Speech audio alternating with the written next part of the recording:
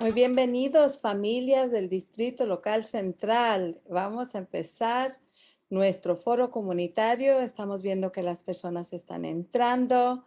Y una vez más, muy bienvenidos. Welcome, everybody. Thank you for joining us. We have many participants still coming in, so thank you for joining us this early evening. We are so excited to have you. We're getting started very shortly. Una vez más, gracias por conectar con nosotros. Hoy tenemos el placer de presentarles nuestro primer foro comunitario Latinx. Hoy vamos a repasar el tema de posicionalidad, intersección y la experiencia Latinx. So today, Local District Central presents a Latinx Town Hall. This is our first of a series that we'll be having, reviewing positionality, intersectionality, and the Latinx experience.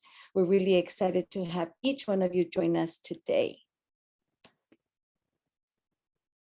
Before we get started, I just want to inform our audience that we do have interpretation services today. If you would like to hear this interpretation in Spanish, you would need to click on the globe icon at the bottom of the screen. You would select the language of preference for you. You would then be able to engage and listen to the presentation in the language you select. If your device does not support interpretation, I highly recommend that you use or download the Zoom app so you can connect directly. Hoy les quería informar que sí tenemos servicios de interpretación para ustedes. Si gustan escuchar esta presentación en español, por favor, hagan clic en el icono del globo en la parte inferior de la pantalla. Seleccione el idioma de preferencia para usted. Participará y escuchará la presentación en el idioma que usted seleccione. Si su dispositivo no admite la interpretación, les recomiendo que bajen la aplicación Zoom para poder conectar directamente y escuchar la interpretación. So before getting started, just wanted to inform our audience that you are participating in a Zoom webinar. During the presentation, you will be able to ask questions of our panelists, and we do have folks behind the scenes supporting that question and answer session. At the end of our session, or close to the end of our session, we will be taking questions as time permits. And with that, I'd like to introduce Mrs. Mirna Reynoso Torres, our school mental health coordinator. Ms. Reynoso Ortiz, the floor is yours. Thank you. Thank you. Thank you so much. And thank you and welcome everyone. I did want to just highlight that mental health is very important to the district. And currently we're going through such difficult and challenging times. People across the country are reporting an increase in symptoms of depression and anxiety, and the district does find that it's a priority to offer support to our students and families, and we have a hotline available to you. It's 213-241-3840, and it's available Monday through Friday from 8 a.m. to 5 p.m. So please reach out. It's okay to not be okay. I'm going to go ahead and pass it back to Ms. Cameron. Good evening, everybody, and welcome. My name is Helene Cameron, and I am the Director of Equity for Local District Central. I want to welcome you all to the first of 4 town halls celebrating Latinx Heritage Month. During these town halls, we'll have an opportunity to increase the awareness and visibility of Latinx cultures within our communities. Tonight, we are proud to present Dr. Feliza Ortiz-Licon as our guest speaker. Next slide. At Local District Central, we participate in wellness themes each day of the week. Thank you for joining us on Mindful Monday. Mindfulness is the ability to be fully present in the moment. I would like to invite you to join us to participate during the question and answer portion at the end of Dr. Ortiz-Licon's presentation. Next slide. In Local District Central, we follow the 7 norms of collaboration for equitable participation of all guests and facilitators during our town halls. And during this town hall, we'll be putting ideas on the table and paying attention to what we say and to others. Though we may not all agree on all of our issues and how we get there, we want to encourage you to consider these ideas and what we say with an open mind that centers on best intentions and what will ultimately benefit our students and community. We are here to learn how to open doors for our students, as well as to deepen our knowledge around complex ideas and issues. Next slide, please. This is our agenda for the night. Take a moment to look over it. Next, I would like to pass the mic over to Andre Spicer, one of the directors of instruction at Local District Central. Mr. Spicer? Well, thank you, Mrs. Cameron. Thank you so much. Buenas noches, familias del Distrito Local Central. Bienvenidos, bienvenidos y bienvenidos. Mi nombre es Andres Spicer. I am one of your administrators of instruction, along with my friend and colleague, Mrs. Julie Gonzalez. We are so pleased and excited that you have chosen to join us tonight to learn about and celebrate the rich culture, heritage, and history of our Latinx community. There wouldn't be a California or a United States, for that matter, without the assets and gifts of our rich Latino heritage and people. Here in Local District Central, we are committed to advancing and accelerating outcomes for all of our Latinx students, whether they identify as Chicano, a Latino, a Hispanic. We're here to validate and affirm the culture. With that, let's take a look at what we aim to achieve tonight. Next slide. We will better understand how the Latinx presence and voice within our educational structure plays a vital role for not just equity, but raising awareness, understanding, and preservation of the diversity of all identities within our schools and the wider communities we serve.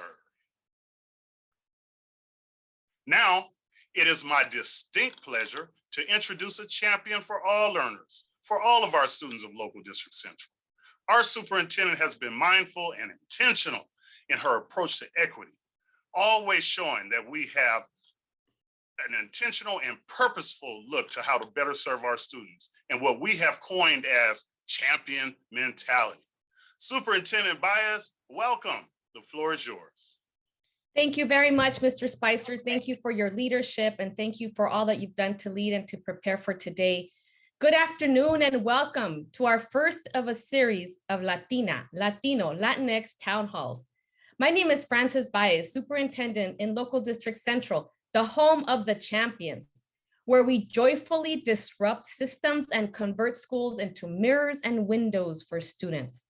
Our goal is to offer every student in Local District Central a quality education in their neighborhood school through equity, innovation, acceleration, and transformation.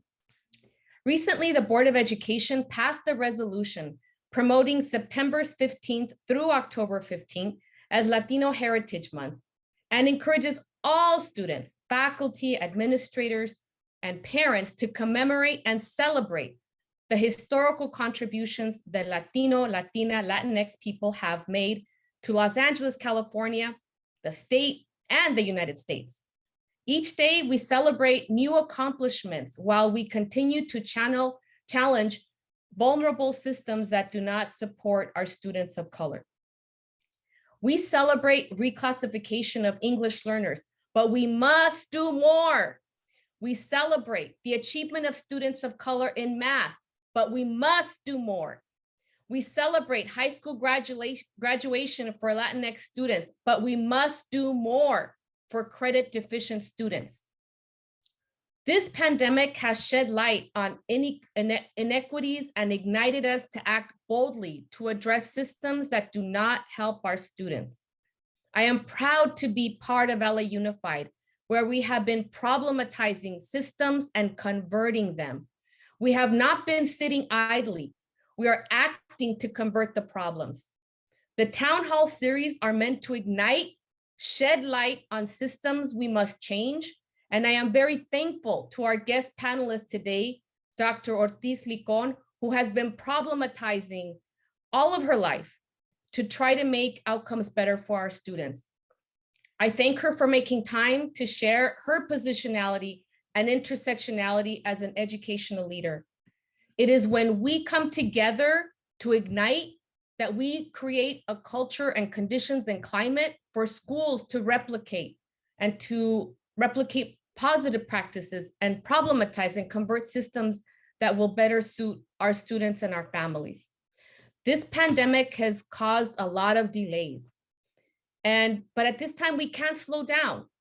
We have a vaccine. So let's get vaccinated and learn as a community at school where students thrive. A vaccination will help us all be together in classrooms and school settings to continue to thrive together. Attendance still matters.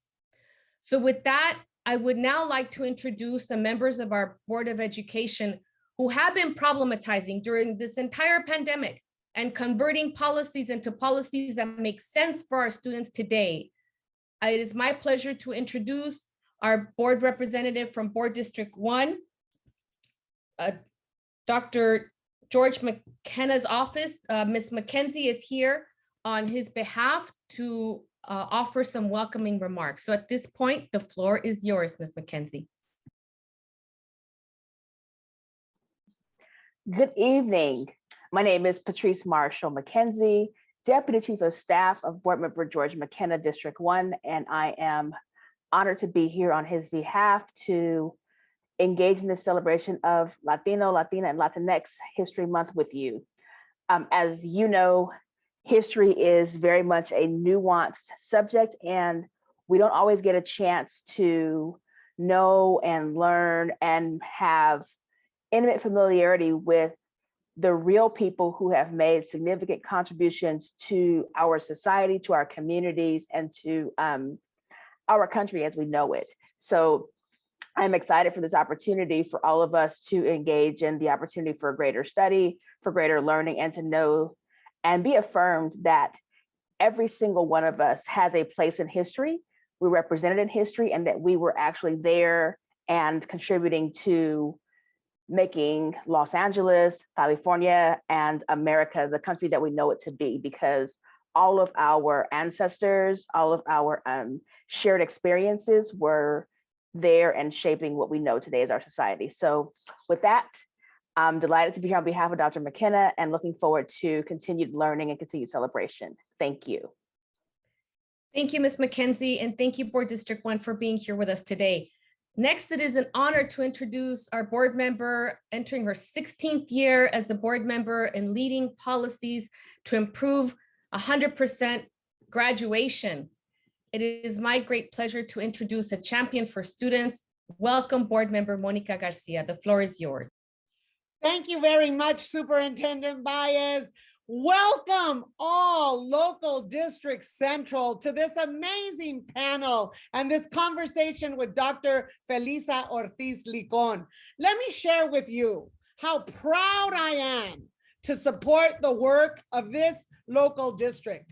Let me share with you that I embrace the call for warm demanders and joyful disruptions so that all of our children experience their full self, their ability to learn, their ability to lead, and their ability to be present in their own lives. I am so proud to be the daughter of Mexican immigrants, to be the granddaughter of a bracero that would call out to us often, ¿Quién eres? So who are you, listeners of this conversation? Stand up every day, be proud of who you are, and give the world the absolute best you have. We call on your greatness and we embrace it. Thank you for being with us tonight. Adelante.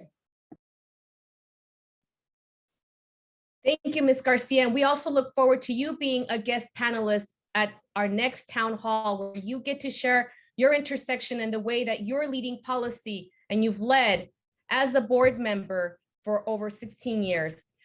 And now it is my pleasure to introduce a representative from Board District 5 who has a vision for schools to become community schools where we serve the whole child, leading to wellness and academic success. Welcome, board member Jackie Goldberg. The floor is yours. Oh, muy buenos dias, buenas noches. I'm so happy to be with you. My Spanish is not great, but I keep working on it because I understand that it is important to be bilingual, and I am thrilled growing the number of dual language programs in our schools. It's important also that we take a look now during this month. It's a month for us to reflect on our achievements and also on where we have been short. And I think we must take a good long look again at how we go about helping children reclassify in their language, but not to abandon their language, but to abandon their need to be in special classes about language so that they can achieve in two languages. We need to remember that the United States of America is literally the only industrialized society where it's okay to speak only one language. Amazing, isn't it, in the 21st century? I'm here to say to you that the news about the Pfizer vaccine being now going to ask for permission to be used to children 5 to 11 years old. From my point of view, it means the beginning of the end of the pandemic and for school-age children. And we can do that. We can do that. We can do that. People will tell you to trade, but we know better than to listen to those lies. Science matters. Also, history matters. We're living in northern Mexico, as we all should know. How did it not become northern Mexico? How did we end up with a treaty that we signed saying we would guarantee the state to always and forever be bilingual and then violate that treaty? There's a lot of history that we should think about right now and throughout the year. So I say to all of you, first of all, to all of the leadership at LD Central, you are setting an example, in my opinion, for us to begin to be not, quote, sensitive, not tolerant, but to be about all the various and varieties of folks that make up the wonderful, wonderful, wonderful mosaic of Los Angeles Unified. And you know, people used to say to me when I was younger, oh, we shouldn't teach this history of this culture or that culture will make people dislike each other. Never found that to be true. Found always that the more everybody knows about themselves and their pride, that helps them feel good about other people too. You know, proud people don't need to look down on other people. So it's important for everyone to know who you are and to explore that, because believe me, I'm 77 years old. I'm still exploring who I am. And that's a wonderful, wonderful challenge throughout your life. So let me thank all of you in LD Central for this first of 4 of these meetings, for being a proactive teacher of all of us on all of the varieties of things that we need to know and to appreciate about culture and how important it is. Language and culture are the basis of human society. And we need to all be able to embrace our own in order to be able to embrace others. Thank you for your leadership. Thank you for letting me share these words. Please, everyone out there, get all those kids vaccinated as soon as you can. Bye. Thank you, Board Member Goldberg, for that very important reminder. And next, it is my pleasure to introduce our newest innovator on the Board of Education, who is leading with a joyful heart and equity lens and laser-like focus, converting barriers to successful experiences for our students. Welcome, Board Member Tanya Ortiz-Franklin, representing LA Unified Board District 7. The floor is yours. Thank you, Superintendent Baez, and thank you, Local District Central families, staff, community members for joining tonight's conversation. You know, I love these series of town halls that Local District Central does. The concept of learning from each other's journeys and building communities. I just learned right now that both Monica Garcia and I are granddaughters of braceros. I didn't know that before. But I too am a proud daughter of a Mexican immigrant, and so grateful to have these spaces to celebrate who we are, where we're from, and most importantly, where we are going. I will tell you, I did not learn about intersectionality and positionality, some big concepts, until I was a critical race studies student at UCLA School of Law. So I am so excited for Dr. Ortiz to share tonight with you, because these are the kind of skills, the kind of thinking that we want to cultivate in our youngest of learners all the way through our most veteran learners. Thinking critically, reflecting, bonding, learning from one another, but also just understanding where we are and where we're going. So thank you so much to Dr. Ortiz-Licon for leading tonight's discussion. Thank you to Local District Central for making the space today. And let's not stop here. Let's take the conversation into our hallways, into our classrooms, and keep growing as one huge LA unified family that is getting smarter and more thoughtful about the future we all want to create together. Thanks so much. Look forward to the discussion. Thank you, Ms. Ortiz-Franklin. And I want to thank Mr. Andre Spicer, Julie Gonzalez, Miguel Sáenz, Teresa Reguino, Veronica Herrera, and our LD leadership for making this series possible. And I really, truly look forward to hearing from Dr. Ortiz-Licon today. Thank you, and I hand it back to you.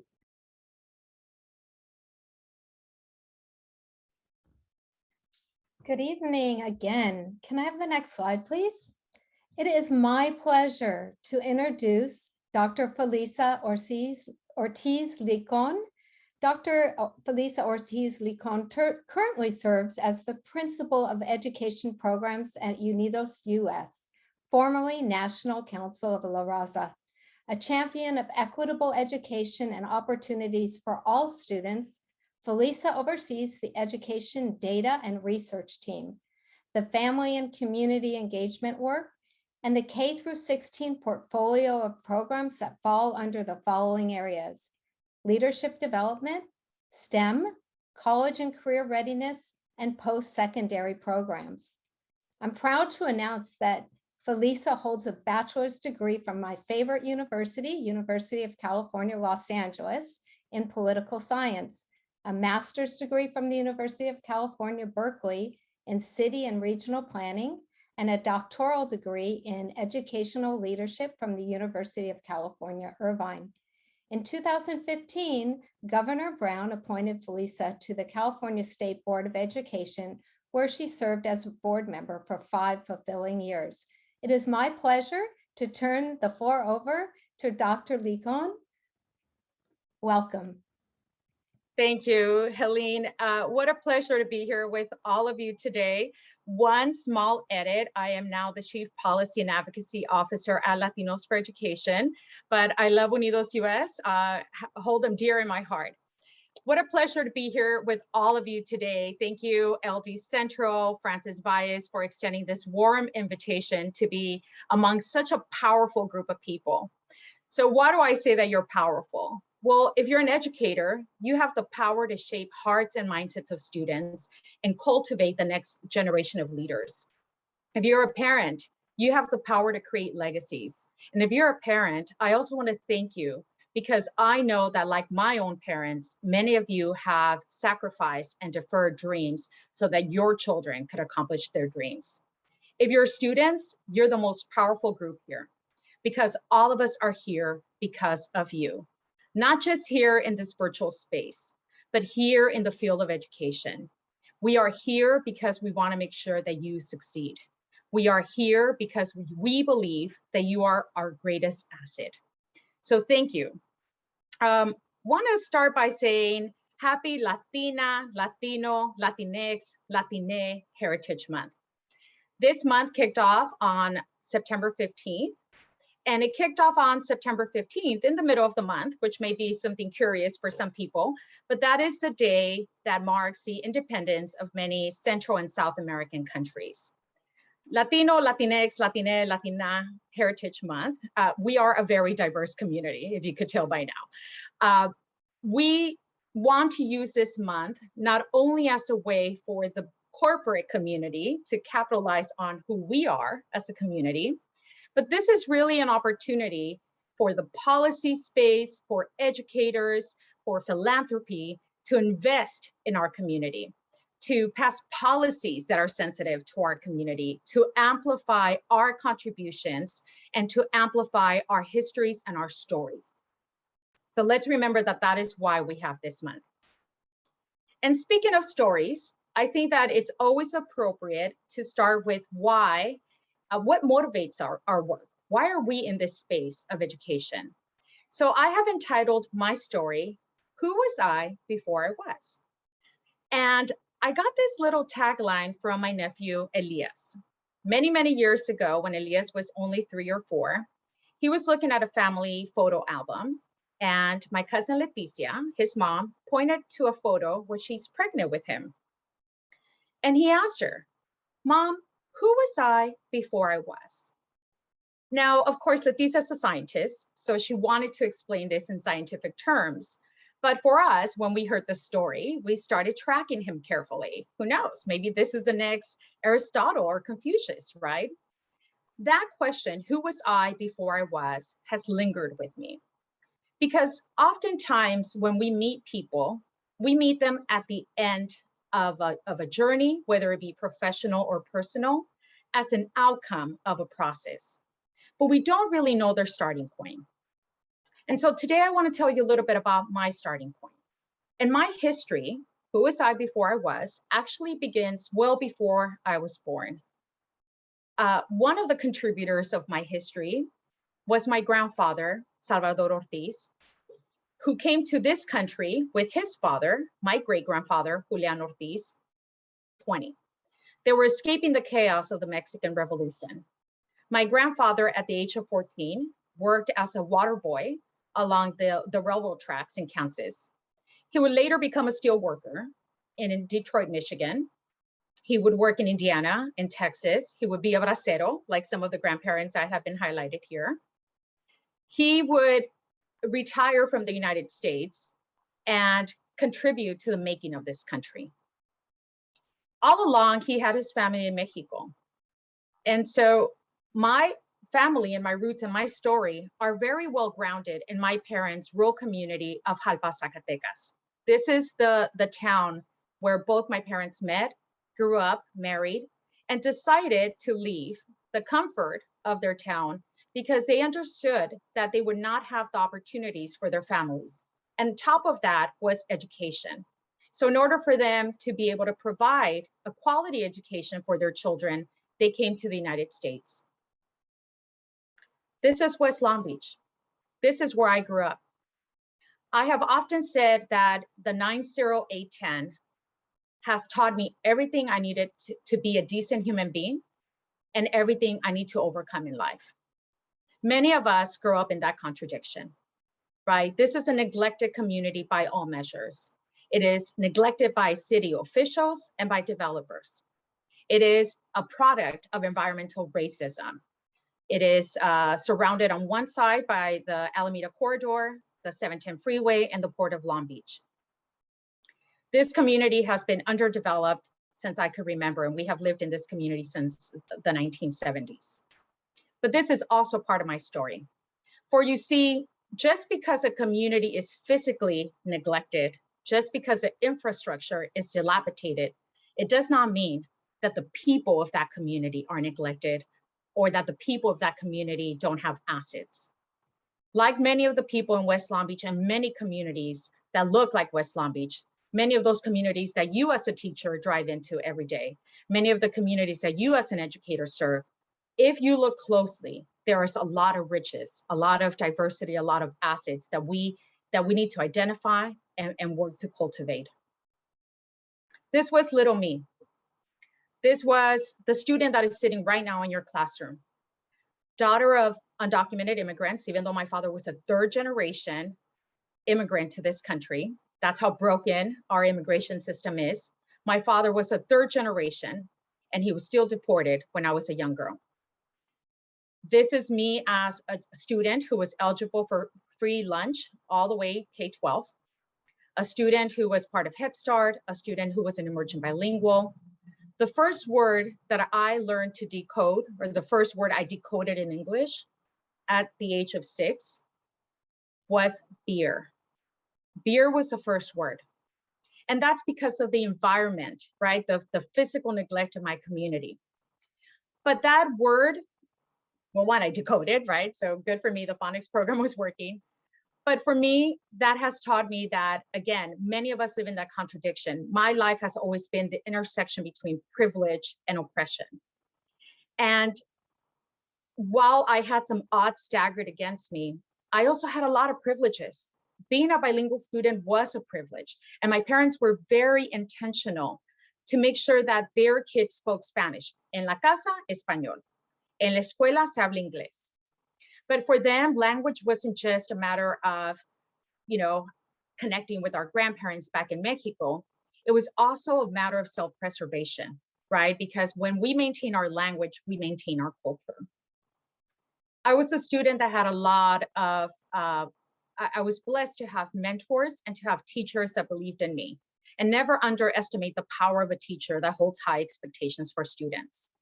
I also had mentors in my own family. And one of them was my cousin, Dr. Leticia Marquez Magaña. And I always make sure to acknowledge her because she's quite a trailblazer in the community, but in my family for sure. Leticia was the first person in our family to pursue higher education. She was growing up in Sacramento. When I was in elementary, she was already in high school. And as a first generation Latina, she heard about this university called Harvard. Of course, my uncle would not let her move out of the state. He actually didn't want her to move out of the home. So Leticia went to the Harvard of the West, Stanford University. And every time Leticia came to West Long Beach to visit her primas and primos, she would tell us about college. Eventually, it was not a matter of if you're going to college, but where are you applying to college? And because of Leticia's influence, because of her courage to defy gender norms, 80% or so of the first and second generation of our family have pursued higher education. And that really is my parents' American dream. These are the diplomas that hang in my parents' home, West Long Beach. They still live in the community where I grew up. For my parents, coming to this country meant being discriminated. It meant being made fun of because of their accents. It made working low-skill jobs, low-paying jobs. But when they look at that wall, it all was worth it. It was all worth their sacrifice. Because you see, in our community, education really, truly matters. And it's not just my family. Education has been a struggle. It has been our rally cry for generations. This has been part of the Chicana, Chicano, Latina, Latino, Mexican American legacy.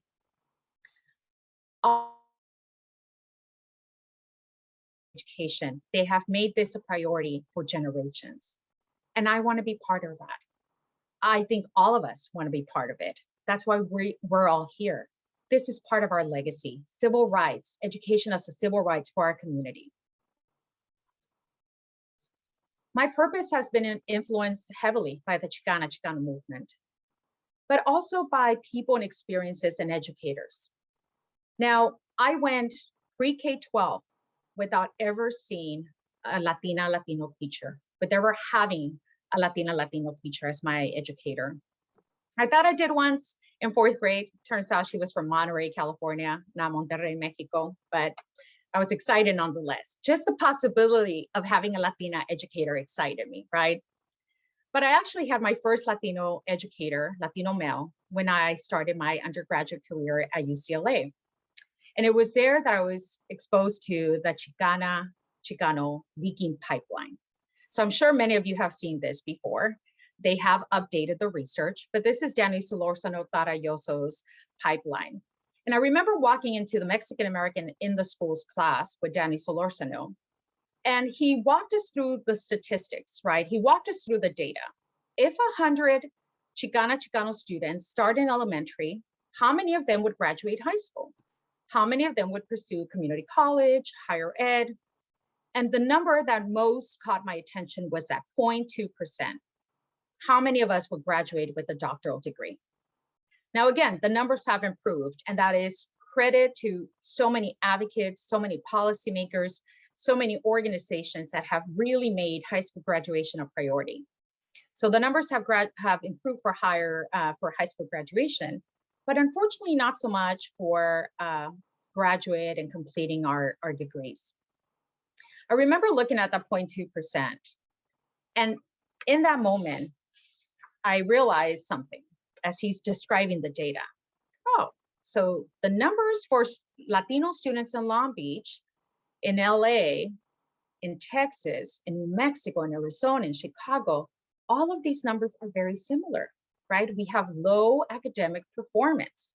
Can't be us, can't just be a product because every Latino in all of these cities did not try hard enough, or didn't have the language, or didn't have the family structure, some of those conservative views and conservative arguments that have been made. Turns out, as I realized as a young undergrad, that these issues are systemic, that there is something in the system, something in these institutions that are helping to create these outcomes. That intrigued me, right? Because I had never really learned about my community, certainly not about inequities in the community prior to this course. So I learned one thing: one, that these issues were systemic; two, that I wanted to be part of that 0.2%.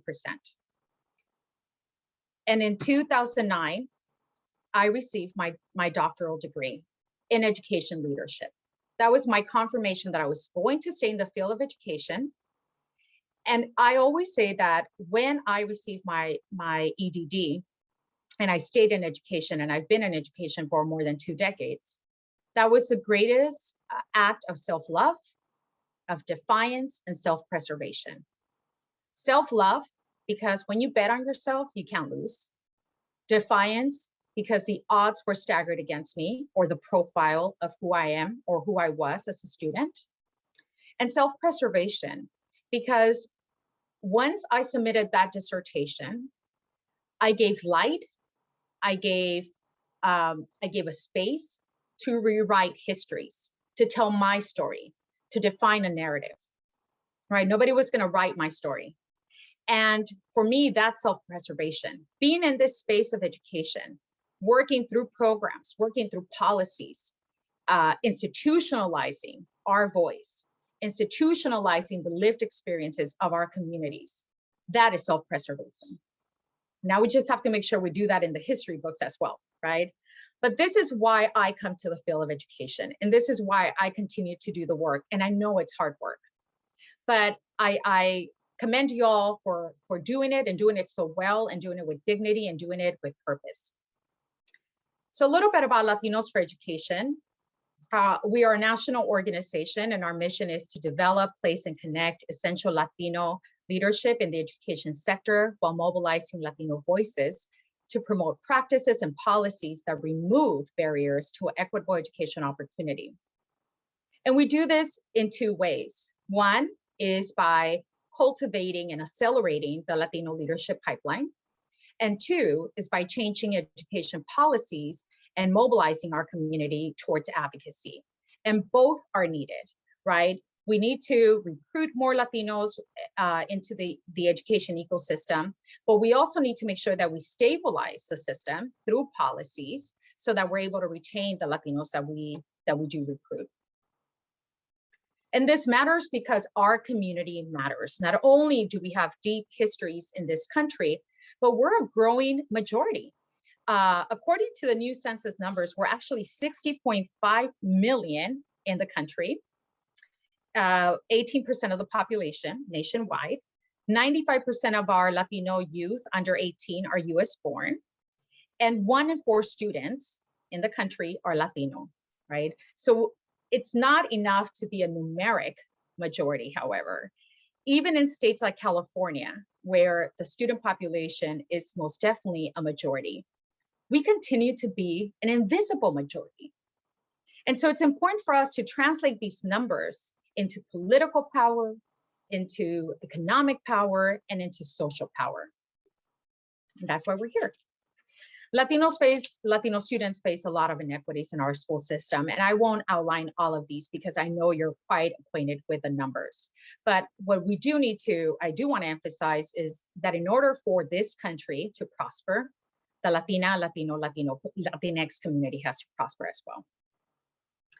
And one of the ways is by diversifying our educator pipeline. These are the numbers that we currently have. These are national numbers. So while we are expected and projected to be 33% of the student population, we only have 8% of our teachers that are Latinx, only 9% principals, only 2% superintendents, and board members, and these are school board members as well as nonprofit and other boards, 4%. So there is an underrepresentation issue that we have across the system of education. Here, I want to give you a little bit more context for how the numbers look here in California, because oftentimes people will ask me, where are the beacons of hope? Show us, where are the bright spots, right? California, certainly it should be California. You all have such an extensive history in California. Well, yes, to an extent, Latinx teachers in California are 20%, which is 3 times the national average. Los Angeles Unified, 41%, according to a recent report by LACO. 41%, you're 5 times the national average. So this is where we want to say, sí se pudo, ya lo hicimos. This is great, right? All our efforts have bear some fruits. But I have some bad news. Look at the Latinx student population. When you look at the statewide population, 56% of our students are Latino. LUSD, 75%. That means that, yes, you have doubled or 5 times the number of teachers that we have, Latino teachers in the country. But California also has the biggest gap between Latino teachers and Latino students. And so it's important for us to focus on that because, again, for our students, who teaches our students matters. Now, I'm gonna explain this photo because I don't want anyone to think that I'm stereotyping educators. This is my husband, Ortiz-Licon. He is teaching virtually because we all did that, or all teachers were forced to do that, right? This was Hat Day. My husband teaches in Long Beach Unified. He started his 24th year teaching in the community where he grew up. And this was Hat Day, like I mentioned, we're Mexican American, so he wanted to honor our culture as well as we're both Bruin, so he wanted to honor our undergrad career. My husband is a mirror and a window, like many of you, for our students. A mirror because they could see themselves in my husband, right? When he tells them stories about going to Mexico every summer, when he's able to connect with the students' lived experiences, that matters. They pay attention. They build a trust. With the parents, they build trust because he knows how his students are growing up because he grew up in the same community as his students. He's a window, like many of you are windows, because his students can see the potential of what are the possibilities, what are the realm of possibilities for students that grew up in communities like they did. I always make it a point to say I grew up on West Long Beach because it's important for students to know that my starting point did not have to define my outcome. And not to say that I'm not proud of my community, but like I mentioned, a lot of challenges there. Teachers that reflect their student demographics do more than just acknowledge or validate their lived experiences. Research shows that they actually help increase student performance, and that's test scores, attendance, and college going rates. That when you have educator mismatch, right, when you don't have those numbers, then there's implications in terms of teacher training, the curriculum, the creation and implementation of policies, as well as the opportunities and outcomes for both Latino students and emerging bilinguals. Also, when we lack teacher diversity, it becomes a self-perpetuating cycle. If you don't see teachers that look like you, then the field doesn't seem like it's your field. And so I want to warn us, I want to just put some caveats to this recommendation that we do need to increase educators of color, but we need to make sure that when we recruit them, we also train them, that we promote them, that we retain them, that we validate them. It is not enough to say we have increased our diversity because we have more Black, more Latino, more Asian teachers. If we don't create the system with policies and structures that will enable them to be their full authentic self when they come into these spaces, then we're not going to retain these educators of color. We're going to create hostile environments if we censor them, right? So I think of Tennessee, and Tennessee is lauded for being such a progressive state when it comes to their teacher educator diversity. They set goals, they set metrics, districts have to meet us, or at least aim to meet a certain percentage of recruitment for educators of color. At the same time, the legislature just passed a bill under the auspice of critical race theory that would censor teachers, that would deny them the opportunity to bring their lived experience, their histories, their authentic self to the workspace, right? And so we need to make sure that our policies are compatible, that they're not challenging each other, that when we say we want to recruit educators of color, that our entire system supports that affirmation. And so I, as you know, I did serve an appointment at the State Board of Education. And I just want to mention a couple of things about my appointment, because for me, policy is my love language, right? I believe that when we institutionalize our policy, when we institutionalize our voice, our equity, our advocacy, then if we fade away into the night, when your appointment comes to an end, when you're when you move on to another field or another career, or to just retire, we have something that stays behind. And for me, that mattered, right? Representation for me was making sure that those 5 years that I served on the state board, that I gave voice to the Latino community, that I made sure that before I left that state board, there was something in a policy that was going to honor the work of so many advocates that came before the board, right? One of those things was the EO roadmap. And for me, being the board member who was the liaison for the EO roadmap, being the board member who moved the motion to approve this policy that would essentially reverse some of the most damaging provisions of Proposition 227 that eliminated bilingual education in California in 1998.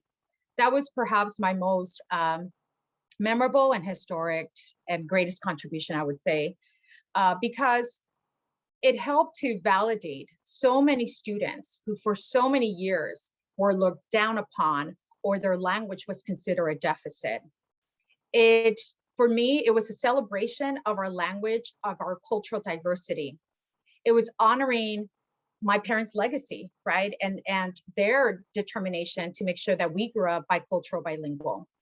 It was also appreciating the opportunity that my kids had, now being enrolled in dual language programs, and my kids were there the day that I moved that motion. And deep inside, it was also a way to tell P. Wilson and Ron Unz, who had proposed so many draconian policies against the Latino community. It was my way to make sure that they knew that they tried to bury us, but they didn't know we were seeds. And so I invite my fellow Semillas, all of you who are in this space, in this moment, advocating for our students, to continue the good fight. You know, we have a value for Latinos for Education: agitate when necessary, but know how to agitate. And for me, the way that I seek to agitate is through policy. I know that I'm coming to an end. I just want to invite you to join us for our State of Latino Education. This is a virtual national convening. And if you are available, there is our website. And I'm also happy to answer any questions that you may have. These are my children. These are my biological children, but I feel that I have the responsibility to many thousands and millions of students, Chicana, Chicanitos, that are a reflection of us and that are also our future and our present. Gracias. Thank you so much for those inspirational words. Something I took away from your speech was super important to me is the institutionalizing our voice and our advocacy, because we're not always going to be there for our students, but what we leave behind that makes a difference, that lasts, is so important. So I do have a few questions that some people have texted me, so I would like to to ask you these questions. So how would you what would you recommend to our current students in the audience and their parents and families how to become active participants in their own educational experiences? I think it's important for los padres de familia and the students to really have an understanding of one, again, the policies, how to navigate the system, find yourself a mentor. There's many of us that are always willing to help mentor, asking the right questions, right? So for me, the policy is big because so often the policies are intersecting your life and they're impacting and shaping your outcomes, but you don't even know what policies that are shaping your outcome, right? And so understanding those policies, understanding how to advocate, doing, we call it power mapping, doing an analysis of who are the key players, what are the barriers, and then helping to identify if this is a barrier, who do I need to leverage, what policy or what system in order to remove it. And so that's what I would say. But just, for the parents, los padres de familia, continúen apoyando a sus hijos, a sus hijas. A veces es difícil cuando uno no conoce el sistema educacional americano. Sin embargo, hay muchas organizaciones, hay mucha gente que está disponible para ayudarlos y para asesorarlos en ese proceso. Thank you so much. Another question is from teachers. What do Latinx leadership roles look like for teachers who prefer not to switch career tracks and become administrators? Mm-hmm. Yeah, thank you for that. I think that's my husband, right? Like I mentioned, my husband has been in the classroom for 24 years. He does have administrative credentials, but he loves the classroom. And so for me, one of the things that I encourage people, there are great fellowship programs. Teach Plus has great fellowship programs.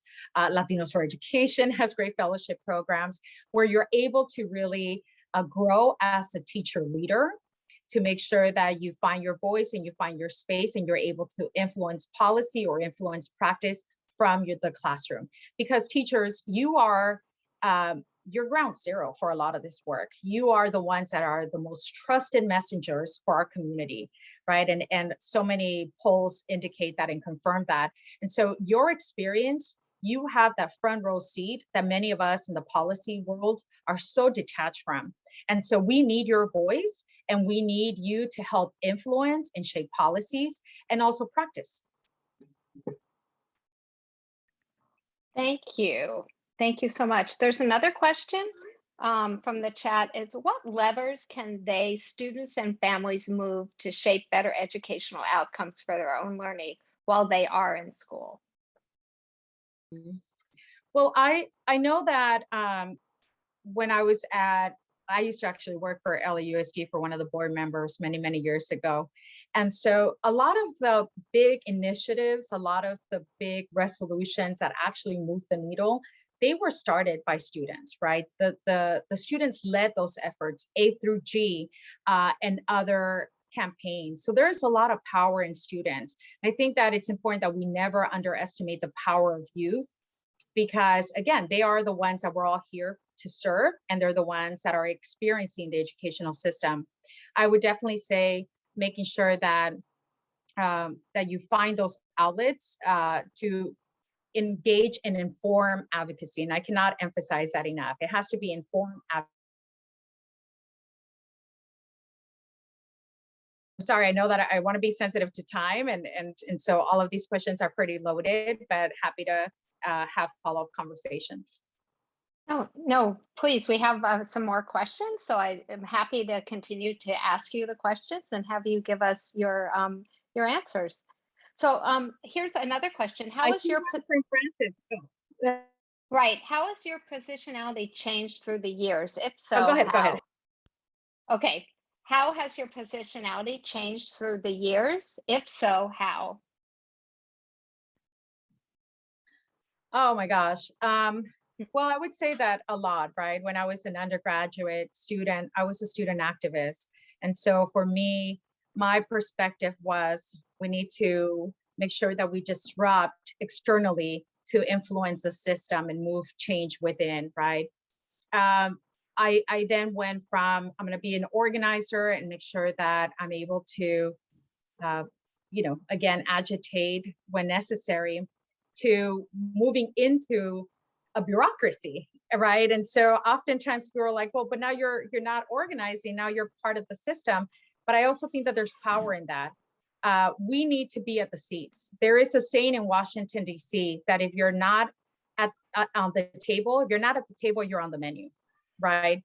And so for me, we build those alliances, that you have people on the outside that are the ones that are putting pressure on the system, but you also need people inside the system. And oftentimes people inside the system, those that choose to work within the institution, were often perceived as bureaucrats, or now they're institutionalized. But we need both. We need the community that's going to put pressure, but you also need people that are sitting in those seats that are able to enact the policies and make the changes, elevate the voice of those that are putting pressure in the system. So for me, that's where I found my new position. It has been being within the systems of power in order to enact change from within. So another question from an audience member: how can we overcome false assumptions that our children can be smart or even gifted, warranting more support? Can you elaborate a little bit on that question? So it's from an audience member, but I think what they're asking is, how can we overcome false assumptions that our children aren't smart, or I think it's the opposite than what is, or even aren't gifted and needing more support. Yeah, when I was a staffer at LAUSD, we had one particular local district that didn't have a lot of magnet programs. And so we started looking at the data, and there was a lot of students that were simply not identified. Even though they had the test scores, they had not been identified for a lot of these biases and prejudice and assumptions that neglected communities. We may not have magnet students or gifted students or GATE students. There's also a lot of people who will look at English learners and assume that because of their language needs, they don't have the cognitive abilities, right? So it's important for us to understand our student demographics, to understand and look beyond the labels that we have placed on these students. I remember I was part of this LULAC Youth program, and then I became a speaker for the LULAC Youth program. And during one of the presentations, the coordinator said, well, we selected at-risk youth, and then she went on to describe how we got selected. And it was the first time that someone had actually referred to me as an at-risk youth, because that was not a label that I subscribed to. That's not how I perceived myself, right? And so it's important that we move beyond the labels and really look at the data, that we look at the students, that we look from an asset-based perspective, and believe that in these communities, in these student groups, such as emerging bilinguals, that gifted students are also part of those populations in those communities. But we need to really shift our mindset for that. Okay, so another one from a teacher in Illinois. What recommendations do you have for us regarding having conversations with school leadership on issues or underrepresentation with teachers of color? Mm-hmm. That's your mentee, Sophia. Hola, Sophia. Hola, Sophia. God, I wish this is where I would want to invite some of the LD Central leadership to really jump in, because, I think it's important for us to think of who are we approaching and how are we approaching, right? And I think, Francis, maybe this is a question you could answer, because from an outsider perspective, I think that it's important for us to have an understanding. And I mentioned we recruit Latino teachers, but oftentimes we don't support them, right? We just had a focus group, and one term that came up is the Brown tax. So we recruit you, but then we want you to translate. Then we want to give you all the English learner students. And we want to make sure that if you're a Latino male teacher, we want to give you all the behavioral problems, right? Because they need some tough love. And so when we do that, we do two things. One, we burden our educators of color. And two, we are giving permission for every other teacher to say, those are your students, that is, your responsibility. Every student that walks in through our doors is our collective responsibility, right? And so I do think it's important, Francis, and how would you handle that? Because I think that that's maybe a question that a lot of teachers have in mind. Yeah, so it's conversations to have with leadership about the underrepresentation. And I think that has to be done like systemically with I think the district leaders examining the data, like you just shared with us, Dr. Ortiz-Licon. You shared the data on the representation of teachers and how they represent the students. And so there is a gap in the representation. And so we have to use that data to recruit and retain. And I agree with you. There is a tendency to assign certain students to a teacher. And I think everyone needs to examine that and really help our teachers, giving them additional resources when there are additional needs that need to be addressed. But when teachers need to have conversations about the diversity, there's a lot of literature, and in LA Unified, we're rolling out a series of modules for anti-bias education. And I think that that's one of the conversations to be held about biases and interrupting the biases. And I think if everyone has a common language to enter and to problematize, if that is something this teacher is seeing at the school, she's problematizing something, a system that needs to be converted, we need to have those conversations. As uncomfortable as they may be, we need to continue to problematize with the literature and the training that we have, putting data at the table to convert those systems into those that are more positive for our students and our teachers and our schools. And also be, I know that as an educator, you always want to be mindful of the power dynamic, right, between administration and teachers. So I understand that that's also a concern. Thank you. So there's another question. How do we ensure that school districts prioritize Latinx needs in a time when so many diverse groups are advocating for their own needs? That's a really, that's an important question and a really difficult question to answer, right? One of the things that we always want to be mindful is showing solidarity to other communities and coming together. I think that as a united front, if the Black community, the Latino community, the Asian community, if we came together and held our demands for more equity, for more resources, we would be more powerful. I do think that there's always that risk where we start sort of what I call the race to the margin, right? What group has been most marginalized? And so right now, when I show my numbers of the growth of the Latino community, I am always very mindful that the growth of my community means that other communities are declining, right?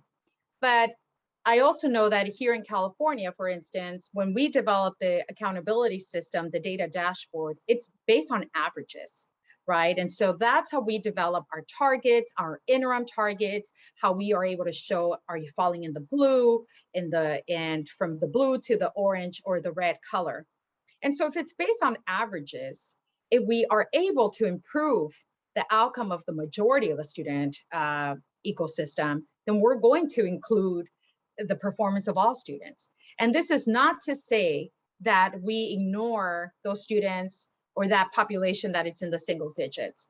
I grew up in Long Beach Unified at a time that Latinos were 9% of the student population. When I graduated high school, we were 11% of the student population. Now we're in the 40s.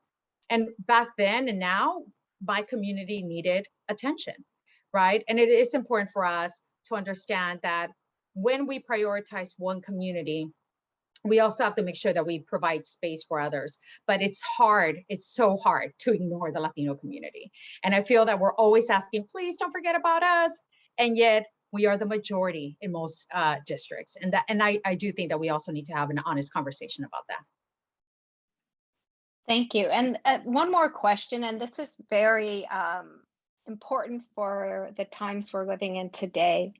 So what do you do for self-care, especially in these times, given that the work can be daunting and also rewarding at the same time? Do you recommend people find ways to volunteer that can also serve to move these goals forward? For example, volunteering on boards or, at the school site itself? Self-care. I have to say that most of us here, if you're in the education field, and given this pandemic, that has taken a huge backseat, right? I think for me, my kids force me into self-care. I'm one of those people that I have a really hard time just sort of relaxing and finding that balance, especially because there's always something to do, right? And in our community, in leadership, I would say you're always sort of taking on more than you can handle, because you also realize that the need is great. And so self-care for me looks like going to softball and baseball with my kids. It makes sure that I'm able to lead as a mother, not just a leader, right? Oftentimes people see me and they see an educator, but I'm also a daughter, I'm also a wife, I'm also a mother. And it's important that self-care for me is playing all those roles, not with the same amount of time and knowing that something's going to give, but at least aiming to really cultivate those relationships in my family, and make sure that I'm not only here for students and for the larger education community, but I'm also here for my own kids. Thank you so much. I appreciate all of the answers that you've given us and the time that you've spent with us. Ms. Cameron, I know that it's a little bit out of order, but I had a question to ask. Oh, I'm Dr. sorry. Licon. Go right No, ahead. that is okay. First of all, Dr. Licon, thank you so much for blessing us today. And thank you for advocating at the state level. My question is around your advocacy with the legislature. So we know so many times when it's our Latinx students, it's all about EL, it's all about English learning. But what about our babies who are not English learners? Anything in the works, any conversation around advocating for those students, simply about being more intentional about how we teach our Latino, Latinx students, standard English learners, if you will, or just in any aspect? And I'll go off for your answer. Thank you. Andre, yes. There's so much that is not known about our community, right? The fact that 80% of our English learners are US born, that they have been in your system since preschool. There's always an assumption that if they're English learners, they're immigrant students, right? The fact that our community is so diverse, that within the Latino community, we have indigenous, we have Black Latinos, we have white Latinos. There's so much information that people don't know about Latinos. If you're here in California, you assume everyone's Mexican American or Chicano, right? So even within a system, you are ignoring your Salvadorians, your Hondureños, your Guatemaltecos. And so before we could even get to that conversation, what about, right? And I remember asking somebody once why Latino students were underperforming so bad on SBAC, math and ELA. And he answered, oh, it's because of the percentage of English learners. And I said, really? So what percent of English learners does your data set include? And he couldn't answer that. So in his mind, he was conflating Latino students, English learners, therefore low academic performance. When in fact, when they teased out the data, that's not what actually, what the data revealed. And so it's important for us to have the conversation of who are our Latino students and understand the nuance in our community so that we can then create policies that better reply or respond to the diversity of our community. But thank you for that question. Thank you again.